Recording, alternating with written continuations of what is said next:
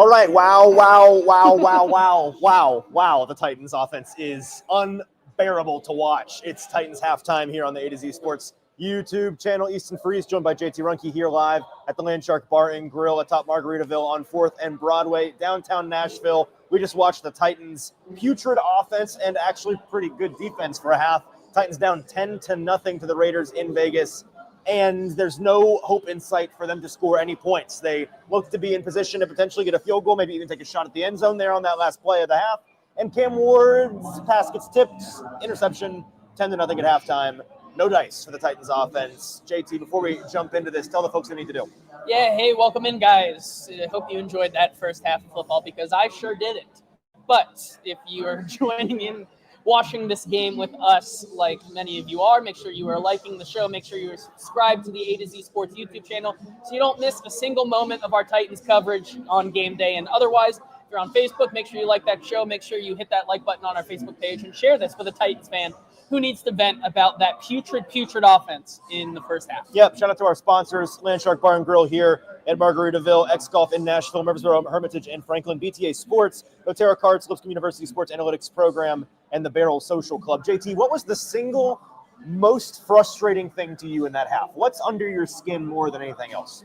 Cam just can't play Superman. Cam, you saw little glimpses sprinkled throughout that Cam needs to, as you said, kind of take what's given to him sometimes, which he rarely does. And you look at what he did to end that half, right? He simply just holds on to the ball way too long. You know where you are on the field, tries to play Superman, tries to make that play downfield like he is known to do and improvise like he did in college, but you can't do that in the NFL. The NFL, you cannot hold on to the ball for that long, ever.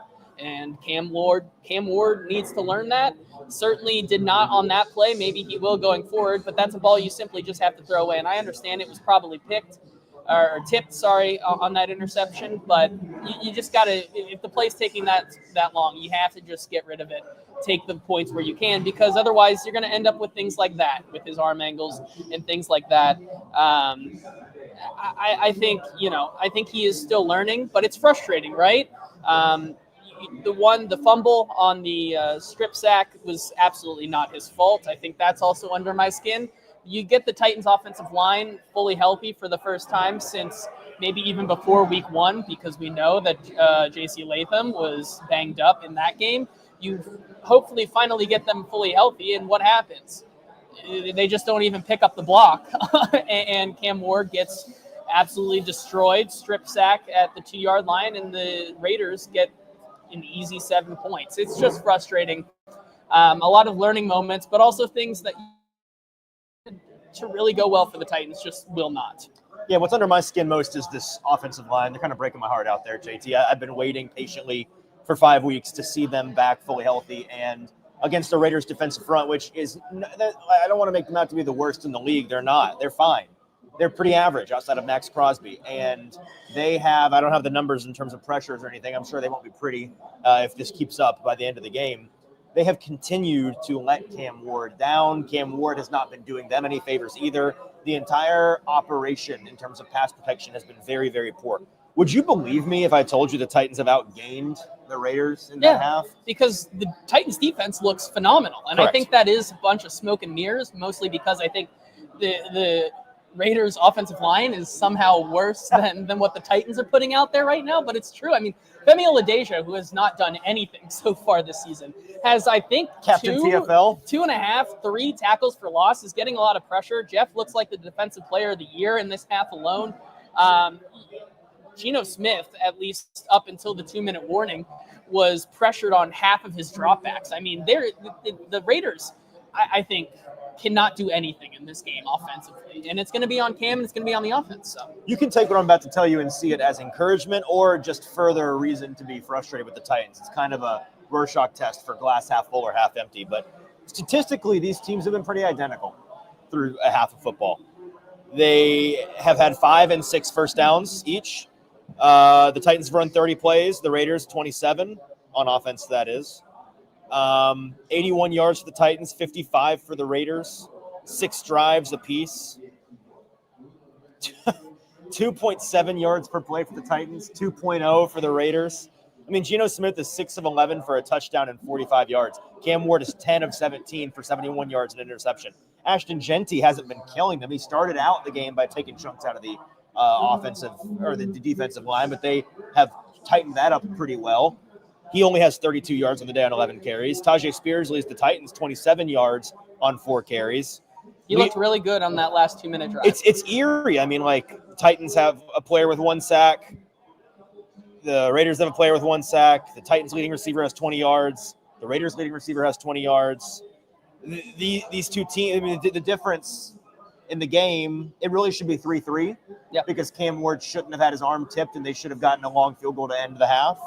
And the Raiders should not have had the ball where they did, where Cam Ward fumbled on the 2-yard line for them to – I mean, the defense did their darndest to almost keep them from even scoring there.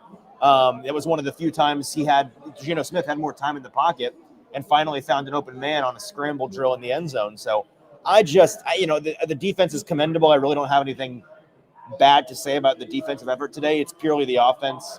This is, Mike Herndon saying on Twitter, this team is the worst team at screens of all time that thinks they're good at screens.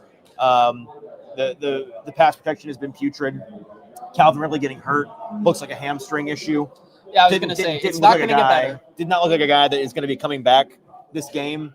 And to your point, guys north of 30 years old who start to develop nagging hamstrings in season, that's not typically something that ever gets better in season. So you need Alec Iamaner to step up. You need Jim Dike to step up. And can I offer you Van Jefferson? Van Jefferson to step up, I guess. Tyler Lockett to step up, I guess. I honestly want Cam Ward to stop throwing to Tyler Lockett because every single time it's a lost cause. I can't. It makes me irrationally angry when he targets Tyler Lockett. It's nothing personal against Tyler Lockett. It's just he's kind of unplayable at this point. It's tough. Now, the good news, JT, is that the Titans are a fourth quarter team. So, as long as they keep this thing close, the final 3 drives, they'll mop up and they'll get out of here with a win. I kid, but that brings us to our confidence level in the Titans winning the game. All seriousness, what is, and jump in the comments if you're on Facebook or on YouTube with us, like the show real quick, hit subscribe on YouTube, and then let us know in the comments what your confidence level, scale of 1 to 10, Titans winning this game. Let me tell you about their win percentage, sponsored by Lipscomb Sports Analytics. Their win percentage, according to, let me make sure this is refreshed, according to NFL Pro, it's making me hold for effect. 21%, higher than it was last week at halftime. This is true. So, I was going to say, I don't know if it could be lower than what it was last week. So we'll get to your comments here in just a minute, but first let me tell you about our friends at Lipscomb Sports Analytics, if you can throw that on the screen for me. Lipscomb Sports Analytics, where data meets the game, analyze, strategize, and revolutionize, turn passion into a profession, and go beyond the box score with game-changing insights and career-defining skills at Lipscomb Sports Analytics program. Lipscomb University, right here in the heart of Nashville, been around for a long time. My parents went there, by the way, so I endorse the place. I've been on campus, gorgeous place. Got a lot of friends that went there. Got a lot of folks that I know work there. It's a really fantastic university community to be a part of. And if you want to get your foot in the door in the sports business world, whether you want it to be in sports media or sports business, front office work, whatever it is, if you want to work in sports, this is a great way in 2025 to get your foot in the door. So check them out, Lipscomb University online. Go to find their university page and find the sports analytics program and enroll today. JT, 21% win percentage, according to the math on NFL Pro. What are you seeing from the comments? What do folks think about the Titans' odds to win this one? Yeah, well, first, Ben with the super chat. Don't want to forget those guys. Thank you for the $1.99, but he says, I feel bad for you guys covering this butt cheeks team. Hey, we're here at Landshark Bar in Margaritaville. That's right. Top. We're having a fun time. Austin made it very clear this week, no drinking before the shows are over, but he's not here to tell us no. So what Austin doesn't know doesn't hurt him, right, Austin? That is a joke. Burke says 2, David says 3, Shane says 3, Tiz says 1, 5 says Gaiman since Reagan. Good username there. 5, any given Sunday. Okay. Alfred says 1, 4, 3.7, negative 100, 4, 2, negative 1 million. William up in the ante there. 1, Parker 7. Ben says negative 0. I don't think that's a number. Austin says, I'm watching you too. You literally aren't. So you got security cameras here? Doug says 1. Otis says 4. Kalen says 2.7379. Cap says I said 0 last week, so I can't say that again. I'll say 4 this time. No, Caps, you should say 0 again. Clearly, you jinxed it. Yes. NJ Titans fan says 4.5. The defense will make a play. That is true. Bryce says Kind of feels 2. like they have Rick to at this says point if you're going to 5. score points. So yeah, nothing bigger than a 5, except I believe one person said a 7. So One lonely optimist. Easton. JT, are you joining him? Am I joining him? I'm not joining him. Are you joining him? Yeah. From a rational standpoint, this team looks really bad. Good But call. I do like the idea that this defense has been, listen, maybe an inch of Geno Smith's arm going forward away from this game being 10-7 or maybe 7-3 Titans. A call that has never once gone in the Titans' favor, exactly. by the way.